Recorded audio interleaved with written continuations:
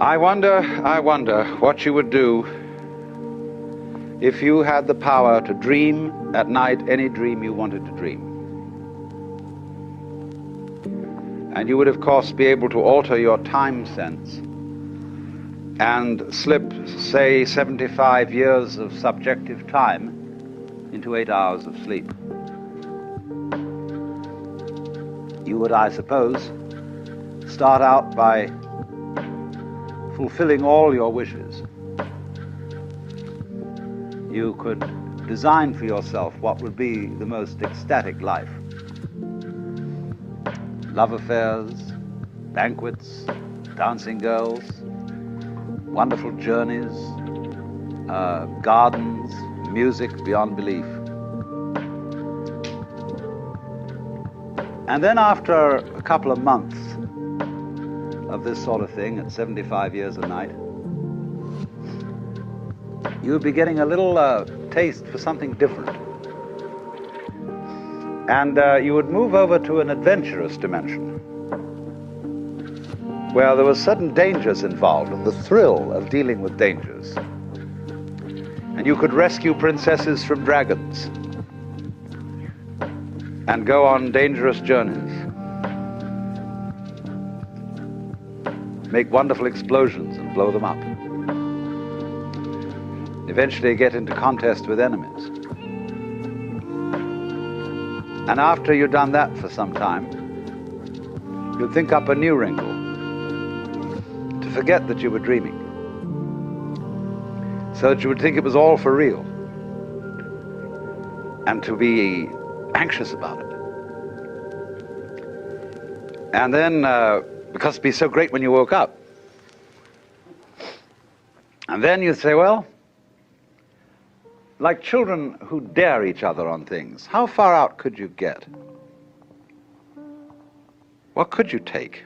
What dimension of being lost, of abandonment of your power, what dimension of that could you stand?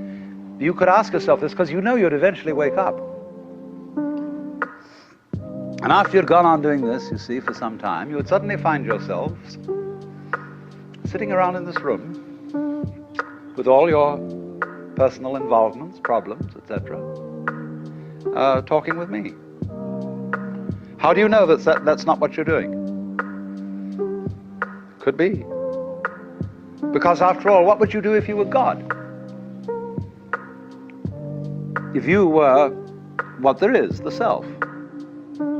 In the Upanishads, the basic texts of Hinduism, one of them starts out saying, in the beginning was the self. And looking around, it said, I am. And thus it is that everyone to this day, when asked who is there, says it is I, and thereafter gives whatever particular name he may have. For if you were God, and in this sense that you knew everything, and you were completely transparent to yourself through and through, you would be bored.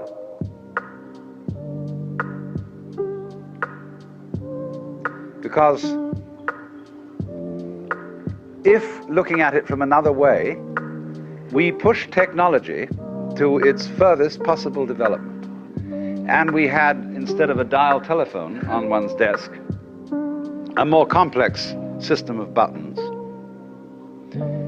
and one touch, beep, would give you anything you wanted. Aladdin's lamp. You would eventually have to introduce a button labeled surprise.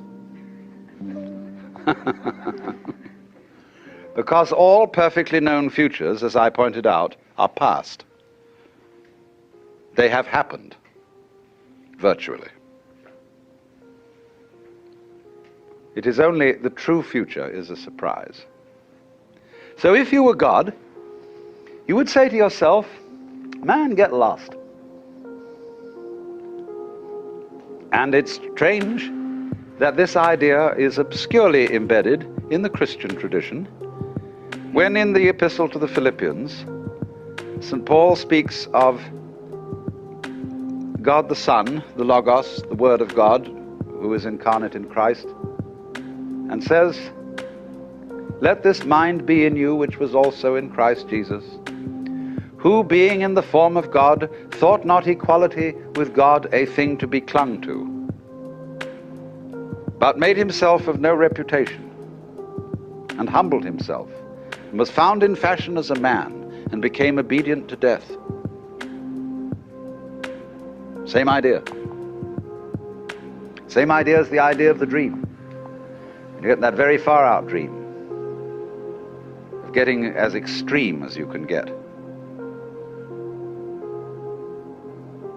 And so this then is the basis of the Hindu view of the universe and of man. The Hindu looks upon the universe as a drama. The Westerner, of course, looks upon the universe as a construct, as something made.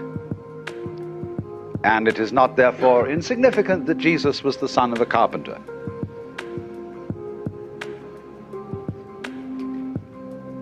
The Chinese looks upon the universe as an organism, as we shall subsequently see. But the dramatic idea is basic to Hinduism. Now, you can speak about Hinduism on two levels at least. One I will call the metaphysical level, and the other the mythological level. If you speak on the metaphysical level, you can speak only in negative language. You can say what the divine, the ultimate reality, is not. If you speak on the mythological level, you may speak of what the divine is like, because myth is not a falsehood, as one uses the word in a sophisticated way.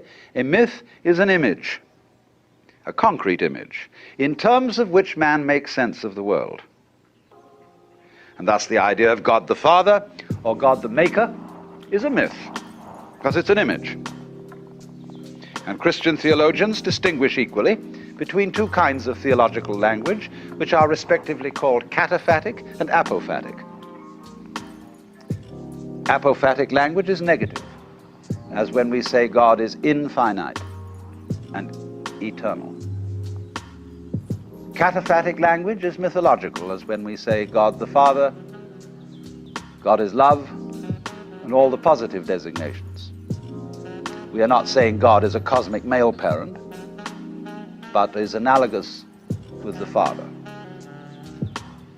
So with Hinduism. But what I'm going to speak to you in, first of all, is the mythological language of Hinduism. The idea of the universe as the big act. The universe is God playing hide and seek with himself. For God is thought of fundamentally to the Hindu as the self, the cosmic I. And it is a basic proposition for the Hindu that only the self, the Godhead, is real. There is nothing other than the Godhead. So that the appearance, the feeling that there are other things than the Godhead is called Maya.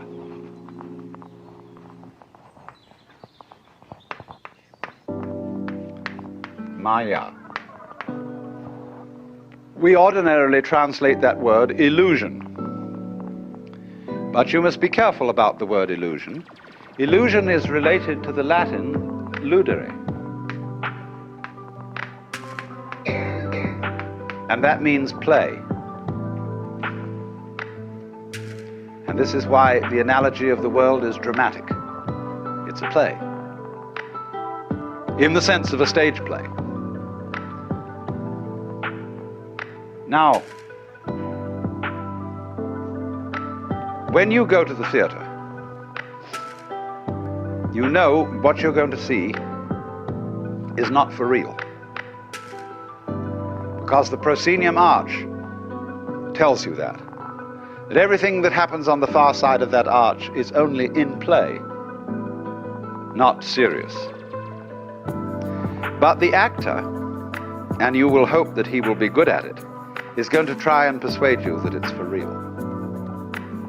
So that he will so move you that you are crying or sitting in anxiety upon the edge of your chair. And so the audience is almost persuaded to be taken in. Now, what about if this would happen with the very best actor of all, the great actor? The audience would, of course, be completely taken in. But in this case, of course, the actor and the audience are the same, the self. The self has thus the capacity to abandon itself, to forget itself, to hide from itself, and thus to make the most completely convincing illusion, but in play. And so the activity, the creative activity of the Godhead in Hinduism is called lila, which means play. Our word lilt is related to it, I think. But so also in the book of Proverbs, you will find a discourse being given by the divine wisdom. The Lord possessed me in the beginning of his ways before his works of old. I think it's the 22nd chapter of Proverbs, in the course of which the wisdom says that its delight was to rejoice, the King James Bible says, in the presence of God and with the sons of men. But the Hebrew translated rejoice says play. Rejoice is a sort of dignified Elizabethan, but it says play. And St. Thomas, aware of this, said that the divine wisdom was above all to be compared with games, because games are played for their own sake and not for any sort of ulterior motive. So also music is a kind of non-purposive thing, because you don't either play music to reach a destination, nor do you dance to reach a particular place on the floor. It is the doing of it itself that is important, because after all, if the object of music were to gain a certain destination, those orchestras that played fastest would be considered the best. So the idea is that that dancing and music, more than other arts, represent the nature of this world. That it is playful, that it is sport. That it may be sincere, but is definitely not serious. And as G.K. Chesterton well put it once, the angels fly because they take themselves lightly.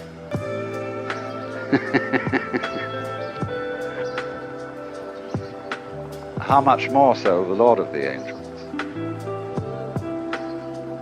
So if a beautiful lady should say to me, I love you, and I were to reply, are you serious or are you just playing with me? That would be quite the wrong response, because I hope she's not serious and that she will play with me. I should say, are you sincere or are you just toying with me? Because you see, the word play has many different senses.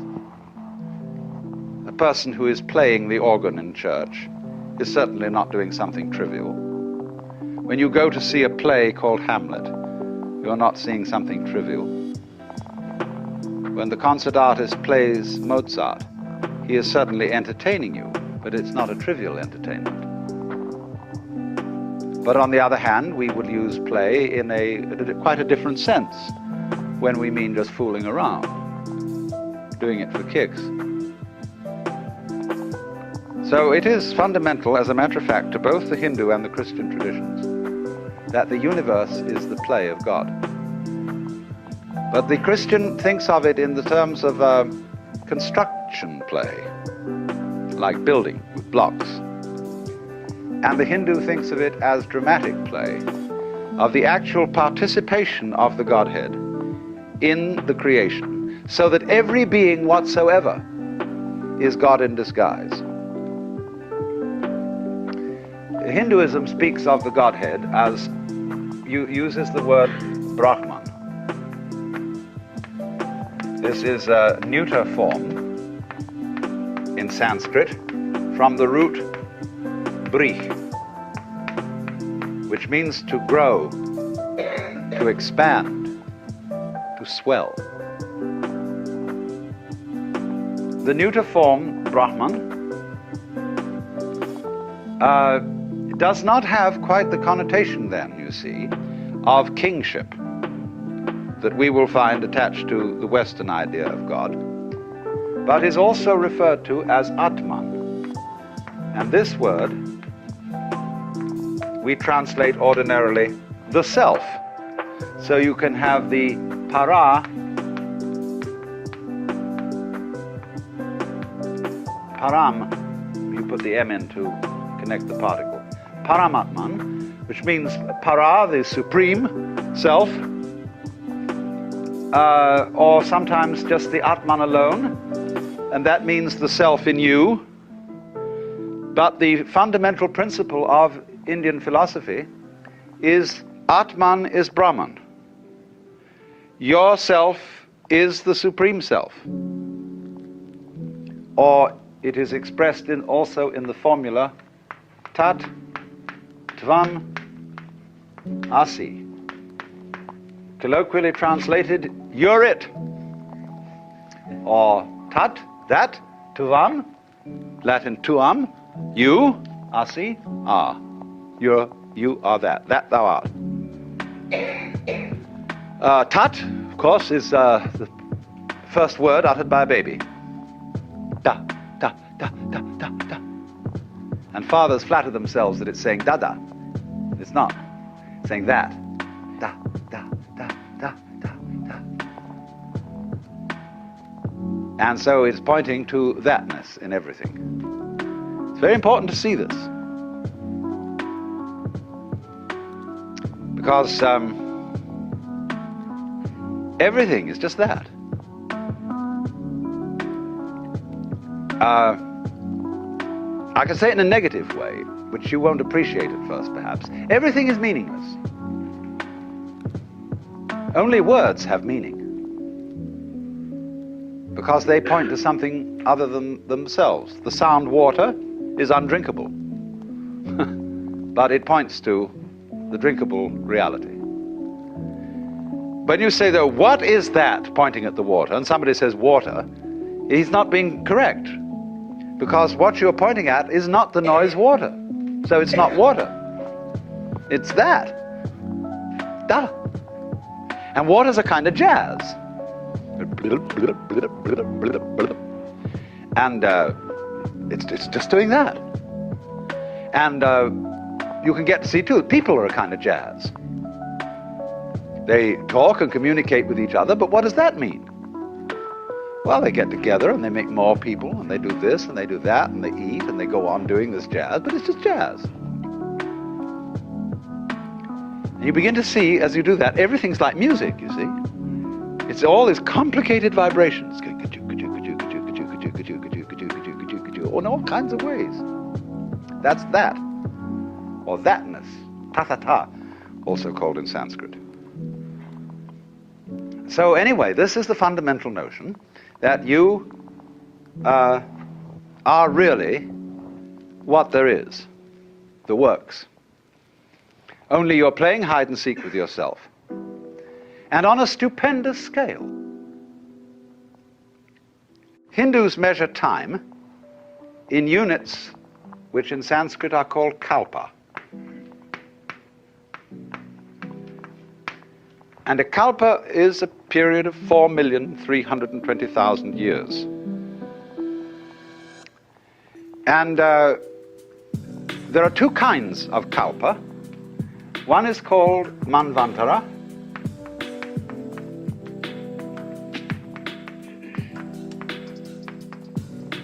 and the other is called pralaya.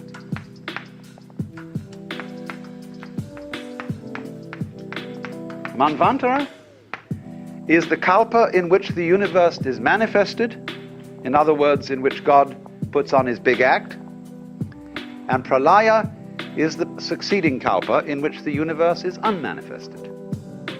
And the Godhead does not dream, but is awake to its own nature. These are called, respectively, the days and the nights of the Brahman. And this goes on forever and ever and ever and ever. The days and nights adding up into years and centuries and eons. They speak of crore. There's a Sanskrit measure, crore, C-R-O-R-E. A sort of a word that really I think means umpteen. Crores of kalpas. And this is the in-breathing and the out-breathing. There's the word hangsa. And this word in Sanskrit, hangsa, means a swan or a big water bird, like a gander. There's a myth that there is in the beginning the divine bird which lays the egg of the world. And the egg splits, and the upper is the heavens, and the lower is the earth. So when the worlds are manifested, the Lord breathing out says, hung. And when the worlds are withdrawn, the breath comes back. Hung. But if you say hung sa, hung sa, hung sa, hung, it becomes sa hung, sa hung. Sa, ahang. That means, sa means that, the truth, ahang, I am that. It's like, imagine, when we get to the final moment in which the world is blown up. You know, imagine the countdown. This is the end. Somebody's pushed the button. 8, 7, 6, 5, 4, 3, 2, 1.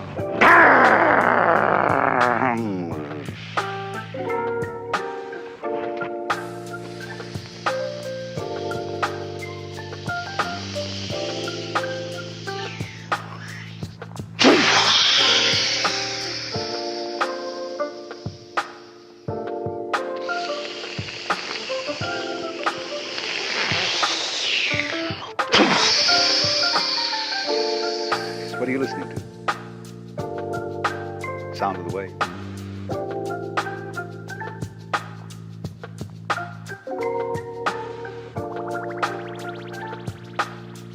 And you can sit and listen to the little waves on the seashore. And you get back here into this kind of thinking, and you're hearing the ocean of the universe going. And that's your breathing too. It's all one rhythm. So it may be that every star was once a planet populated by intelligent people who found out about the fundamental energy of the universe and blew themselves up. And as they blew up, they scattered all kinds of stuff out which became little planets. Which in a long time, life started all over again. Because the Hindu theory is very odd. Every kalpa in the Manvantara period, where there's a manifested world, is divided into 4 subdivisions of time, each one of which is called a yuga. That means roughly an epoch or an era. And there are 4 yugas, and they're named after the different throws in the Indian game of dice. There are 4 such throws, and the first is called Krita. That means, Kri means to do. As when we say something is done, truly done. It's the perfect throw of 4. The second is called Treta, which is the throw of 3. The next is called Dvapara, which is the throw of 2. And the final one is called Kali, which means the worst throw, which is the throw of 1. Now, each of these periods of the kalpa are of different lengths. Krita is the longest, and Kali is the shortest, and so ranged. So that when the world is first manifested, as in those dreams that I were mentioning to you, the world is in a golden age to begin with. It's perfect. And that is the longest period of time. Then when we get a little bit more adventurous, you see, the Treta means that in this era, a kind of disharmonious element enters into things. It's like a three-legged chair isn't so secure as a four-legged chair. It's just a bit inclined to tip. And as it were, there's a fly in the ointment, a snake in the garden. Then comes Dvapara, in which the forces of good and evil are equally balanced. And finally Kali, which is the shortest period, where the forces of evil are triumphant, and the world is destroyed at the end of it. For then the Godhead appears in the form of Shiva, who represents the destructive aspect of the divine energy, and whereas Brahma is the creative, Vishnu the preserver, Shiva the destroyer. But Shiva is always the destroyer in the sense of the liberator, the guy who breaks up the ruts. And he comes on with a blue body and 10 arms and a necklace of skulls. Indian gods have many arms because they are cosmic centipedes. They do all things without having to think about it. Like the centipede doesn't have to think about how to manipulate its legs. Like you don't have to think how to grow your hair. And as Shiva dances what is called the Tandava, which is the dance of destruction at the end of the cycle, at the end of the Kalpa, you will see that his hands contain clubs and knives and bells, but one hand is like that. And that gesture means don't be afraid. It's a big act.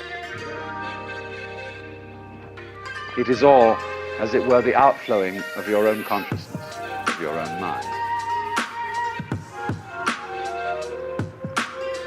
Now then,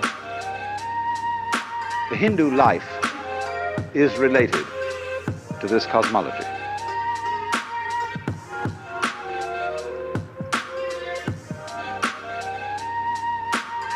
And the objective of life is, of course, in the end, to wake up from the dream when you've had enough. And so the dreaming process is called sometimes samsara.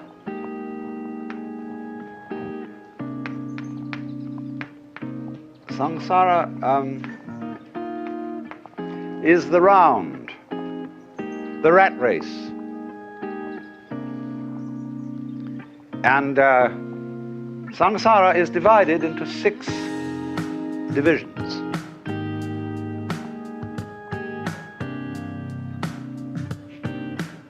I better draw a map, I think. This is common, you see, cosmology to both the Hindus and the Buddhists. This is the world of the Deva. And this is the same root from which we get both divine and devil. But Deva means angel. The highest and most successful beings in the universe. And so opposite, this is the world of Naraka, who are the most unsuccessful. These are the purgatorial worlds of extreme suffering. This is the world of Ashura. They are also angels, but they're angry angels, representing the wrath potential of energy. This is the world of animals. This is the world of preta, for which we have no English equivalent. They are hungry or frustrated spirits who have enormous stomachs but mouths only the size of needles. Vast appetite and no means of fulfillment. And this is the Manu world, that is to say, the world of man. You don't have to take this literally.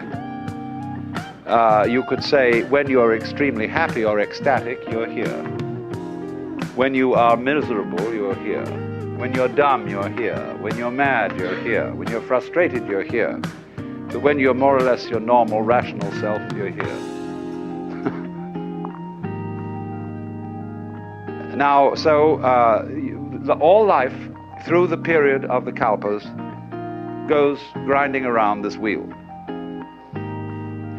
And if you go up, and you succeed, and you get to the top, you have to come down. They don't see success, in other words, in the world as a method of liberation, because it implies failure. So the idea of liberation, which is called moksha,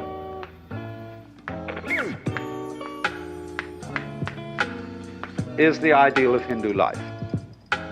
Wake up, it's a dream. And in time, there is no hope in time. Everything is going to get worse in time. Because, as you know, it does. We all fall apart in the end. Everything falls apart. Institutions, buildings, nations, it all crumbles. And people say, well, that's an awfully pessimistic philosophy. Well, is it? I would rather say that the people who have hope in the future are the miserable people, because they're like donkeys chasing carrots that are dangled before their noses from sticks attached to their collars. And they pursue in vain, always hoping that tomorrow will be the great thing, and therefore incapable of enjoying themselves today. People who live for the future never get there, because when their plans mature, they are not there to enjoy them. They're the sort of people who spend their lives saving for their old age, and trying to teach their children to do the same thing, so that when they retire at 65, you know, they have false teeth and wrinkles and prostate trouble and all that sort of thing. Where were you going? What did you think it was all about? Furthermore, the fact that life is transient is part of its liveliness. The poets, in speaking of the transience of the world, always utter their best poetry. You know, our revels now are ended, and these our actors, as I foretold you, are all spirits, and are melted into air, into thin air. And like the baseless fabric of this vision, the cloud-capped towers, the gorgeous palaces, the solemn temples, the great earth itself, aye, all which it inherits shall dissolve. And like this insubstantial pageant faded, leave not a wreck behind. We are such stuff as dreams are made of, and our little life is rounded with a sleep. And said so well, it doesn't seem so bad after all, does it? You see, there's always in the poetry of evanescence a kind of funny nostalgia.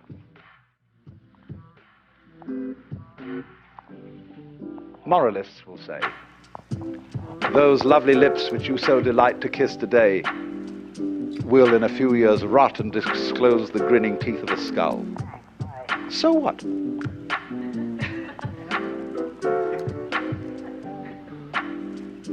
The skull says, lying in the grass, chattering finch and waterfly are not merrier than I. Here among the flowers I lie, laughing everlastingly. No, I may not tell the best. Surely, friends, I could have guessed. Death was but the good king's jest. It was hid so carefully. And monks used to keep skulls on their desks. And people nowadays think that was very morbid. I went and visited a chapel in the Via Veneto in Rome, where there's a crypt where all the altar furnishings are made out of human bones. The altars are piles of skulls. There are rib bones arranged across the ceiling like floral patterns, with vertebrae representing flowers. And they're all dead Capuchin monks. And there's a funny little monk collecting the admissions up at the top. And he has one of the funniest grins on his face I've seen in a long time. I said to him, you know, on the day of resurrection, there's going to be an awful lot of scuttling up this narrow staircase. People trying to reassemble their bones. Oh, dear Father, isn't that my fifth metatarsal? So,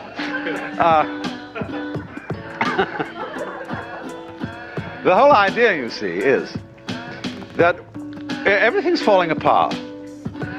So don't try and stop it. When you're falling off a precipice, it doesn't do you any good to hang on to a rock that's falling with you. See? But everything is doing that. And so again, this is another case of our completely wasting our energy in trying to prevent the world from falling apart. Don't do it. And then you'll be able to do something interesting with the free energy. So that's moksha. Because when the Hindu says everything is unreal, the Westerner reacts and says, no, you can't treat life as a dream. It's serious, it's real, it's for real. Well, what do you mean by that? Well, how real do you want it to be? This is, in other words, everything, insofar as it's falling apart, everything is changing, it is like smoke. And we all feel that smoke has a lesser degree of reality than wood. It's an image of the evanescent, of the ghostly. So there's this idea the whole world is this mirage. That doesn't mean it's a bad thing. It's only bad if you cling to it, if you try to lean on it. But if you don't lean on it, it's a grand illusion. So the word maya means not only illusion, but it means art, it means magic, and it means creative power. So this is the big act. And it's perhaps easier to feel the world in that way in a tropical country where death is very common and where you just watch things dissolve before your eyes and yet burst out and grow again. The whole world is changing. Maybe easier to think that way than in our environment. Although when you're out in California, the human landscape changes so fast that no town is the same for 2 years.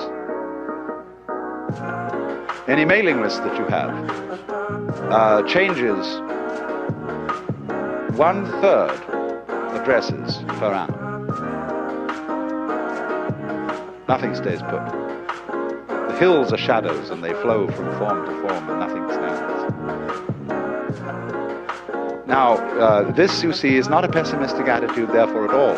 To be able to realize that this world is simply a dream, a dancing play of smoke. Fascinating, yes, but don't lean on it. Life is a bridge, says one of the Hindu sayings. Pass over it, but build no house upon it. And so immediately you see that. This is responsible for the enormous gaiety of certain Hindu sages. This is a thing that often puzzles Westerners. The element of, they expected anybody who's an ascetic or a sage or something to be rather miserable, with a glum face. But on the contrary, you take this character who's going around these days, Maharshi Mahesh, he's always laughing. Because he sees through it. He looks on every side, and there is the face of the beloved, of the divinity, in everybody, in every direction, in everything, playing at being you. And you can look down into a person's eyes, way, way in, and you see the self, the eternal divine. And what is so funny, when it puts on an expression, saying, what, me?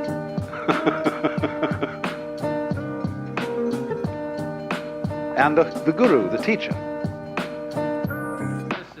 When people go to a guru, they get all sorts of funny ideas. They think, oh, he's looking right through me. He sees me through and through. He knows how awful I am. Reads my most secret thoughts. Because he has a funny look in his face. He isn't even interested in your secret thoughts. He's looking straight at the Godhead in you, with a funny expression on his face, which is saying, why are you trying to kid me? Come off it, Shiva, I know who you are. But therefore, you see, his role is to gently humor you into waking up as to your true nature. Now, of course, as I intimated earlier, the Hindu is therefore saying everybody is God. And this is why when a Hindu greets you, he does this. That is the act of puja, or worship to the Godhead in you. And our theologians get rather worried about that, because, you see, the two conceptions of God are different. Our conception is of the boss man, the king. Theirs is of the cosmic centipede with the many arms, who does not have to think how to make the world, or rather to act the world. That would be an insufferable nuisance. You may think it rather wonderful when St. Thomas tries to explain that God is fully aware of everything that happens, and in every detail is willing each single vibration of any mosquito's wing. But when you really begin to think about it, that approaches intellectual elephantiasis. God heard the embattled nation shout, Gott strafe England and God save the king. God this, God that, and God the other thing. Good God, said God, I've got my work cut out.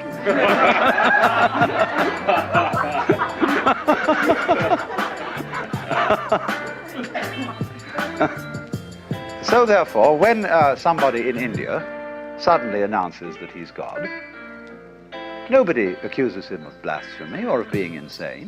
They say simply, congratulations, at last you found out. And they don't immediately request a miracle. As you see, if we get across someone who says, I'm God or I'm Jesus Christ, they say what they said to Jesus Christ in the first place. Command that this bread, these stones be made bread. And you know, he used to wangle out of it by saying, a wicked and deceitful generation seeketh after a sign, and there shall no sign be given. The Hindu would say, but there is no point in changing it. It's going the way I want it to anyhow. Only really and truly, there is not this idea of God the technician, but rather the power of omnipotence is not to be able to do anything, but to be doing all things, whatever it is that's going on. And spontaneously, without having to think about it, which is very clumsy. Now then, I must say something about how then this relates to the life of the Hindu. The Hindu divide life into certain stages, what are called the ashramas. The first is called brahmacharya, the second grihastha, and the third vanaprastha. Brahmacharya means the stage of the student, the apprenticeship. Grihastha, the stage of the householder. And vanaprastha, the stage of the forest dweller. This is related to cultural history of early India.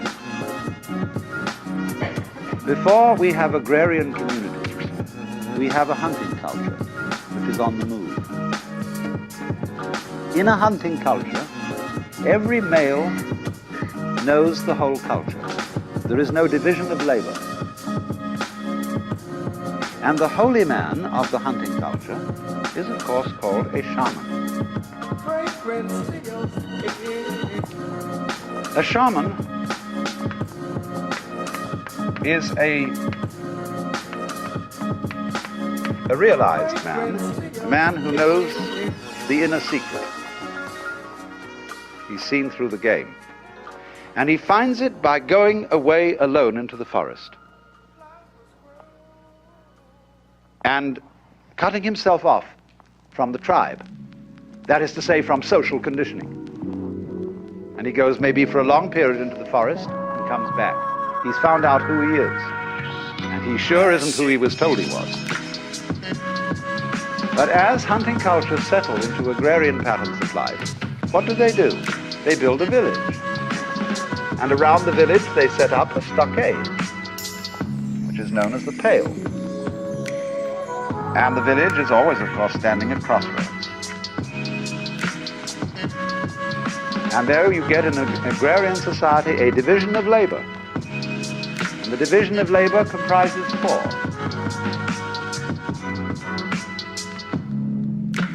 In medieval Europe, we call them lords spiritual, lords temporal, commons, and serfs. In India, they are Brahmins, Kshatriya, that means fighters,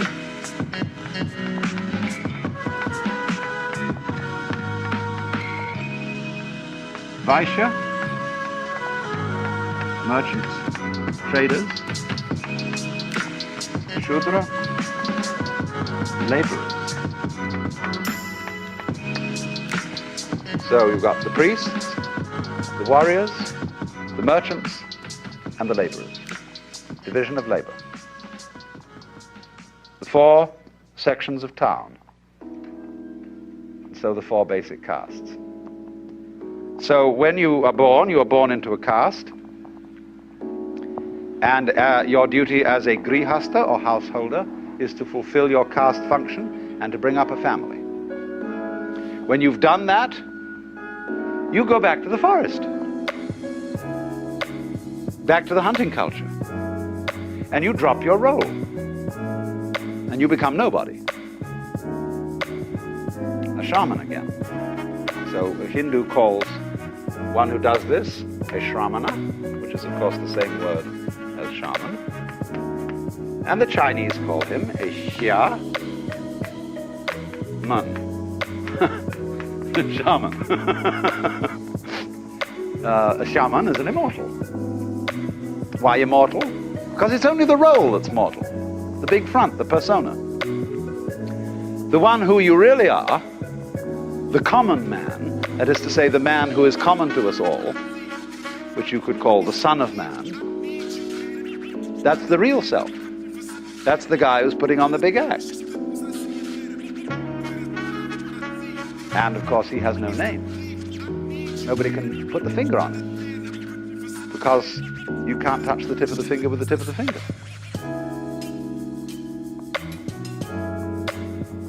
So that means in practice then, that when you hand over your vocation in life, which is called your svadharma, that means sva, that's the same as the Latin suus, one's own. Dharma means function. Your own function, or we would call your vocation. When you've completed it, you drop out and become nobody. Because you're going to find out now who you really are. You're no longer Mr. Mukhopadhyaya, who is a cloth salesman.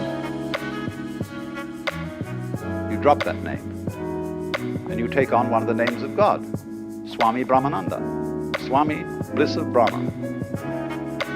And you may go quite naked, like the Shivite holy men. No clothes.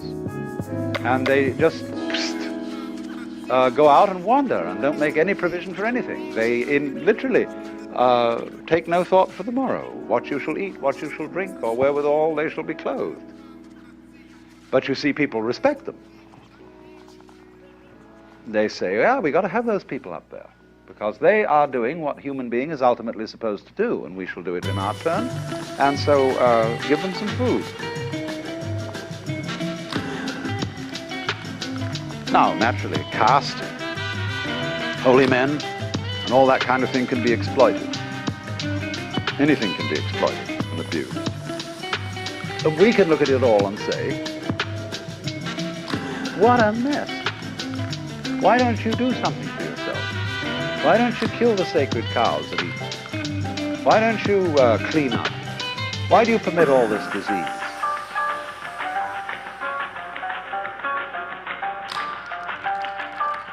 Just try and see something from another point of view for a change. I'm not saying that we should do what the Hindus do, but just look at it from another point of view.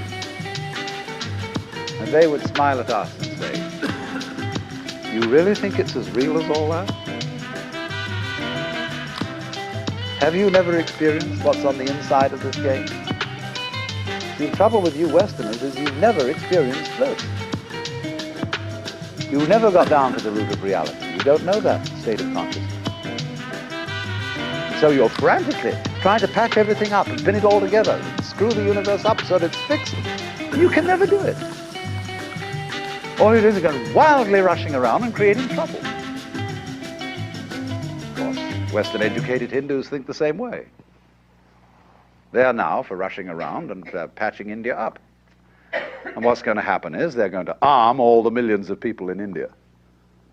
And they're going to create a lot of trouble in Asia one of these days when they become a powerful society. When you read Milton's Paradise Lost, long before Lucifer decided to rebel, the whole of heaven was armed. And he describes the legions of angels with their escutcheons and gonfalons and military deportment. Who was looking for trouble?